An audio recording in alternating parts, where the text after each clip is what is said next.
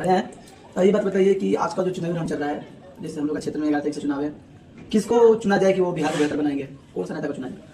हमसे पूछ रहे हैं? हमसे पूछ रहे हैं तो हमारा अपना मुद्दा है। हाँ, क्या मुद्दा? आपका क्या मुद्दा? मेरा मुद्दा है कि बिहार को पलायन मुक्त बनाना, बिहार के युवाओं को रोजगार देना, शिक्षा को बेहतर करना और उसके बाद नारी सशक्तिकरण के लिए ठोस कदम उठाए जो सरकार, उसको हम वोट करेंगे, उसको सपोर्ट करेंगे।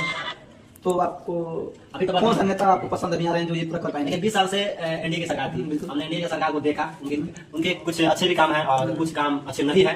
जैसे कि मान के चलो कि बीपीएससी प्रोटेस्ट हुआ तो उसमें विद्यार्थियों को लाठी से मारा गया, लड़कियों को पेट पर मारा गया, उसको बिहार की जनता भूली नहीं है, ठीक है। और दूसरा चीज है, सुनिए पूछे तो सुनिए, उसको बिहार की जनता भूली नहीं है। और जिस राज्य में, जिस प्रदेश में विद्यार्थी अपना हक मांगे उसको पीटा जाए। किसी भी कहा जाता है कि ये जो युवा होता है ना, देश का भविष्य होता है, और जब युवा अपना अधिकार की बात करे तो उसको पीटा जाए, ये निंदनीय बात है। उसको अब किसी शिक्षक को भी पीटा गया है।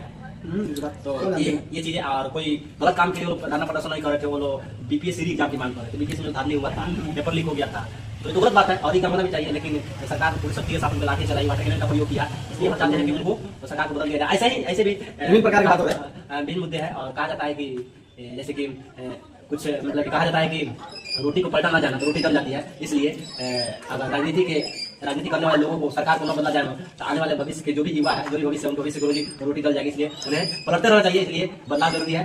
तो आपको क्या लगता है कि आप बीजेपी को वोट देंगे, आरजेडी को देंगे, किस विधानसभा को देंगे? हम तो अभी तो आरजेडी को वोट देंगे।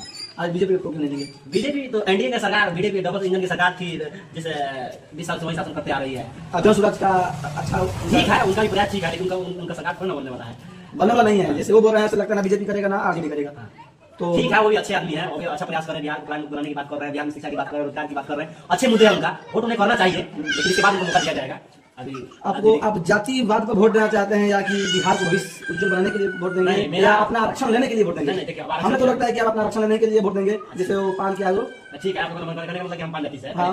बिहार जातीय चुनाव के लिए जाना जाता है। बिहार में जब भी चुनाव होता है, चुनाव की बात चलता है तो जाति का लगातार बढ़ती जाती है। यहाँ पे मतलब कि जाति आधारित चुनाव हो गया है, जाति सबसे बड़ा मुद्दा हो गया चुनाव का, वो तो बात एक अलग है। लेकिन हम लोग ऐसा बात नहीं है कि हम जाति देकर चुनाव कर रहे हैं, हमारा कुछ मुद्दा है। और जो आरक्षण का है तो आपको कहना चाहिए, मान लीजिए कि हमारा समाज जो था पान काटी कटवा, वो आजादी के समय से हाशिए पर रखा हुआ है। हाशिए का है तो मतलब कि मुख्य धारा से कट चुका हुआ है और उन्हें सपोर्ट आरक्षण की जरूरत थी, लेकिन आज तक आरक्षण कभी दिया गया, छीना गया, दिया गया, छीना गया। मैंने क्या समझ कर रहा है कि जिसको मन करेगा मंदिर के घंटा में थोड़ा है तो जाएगा, जो चाहेगा बजा देगा।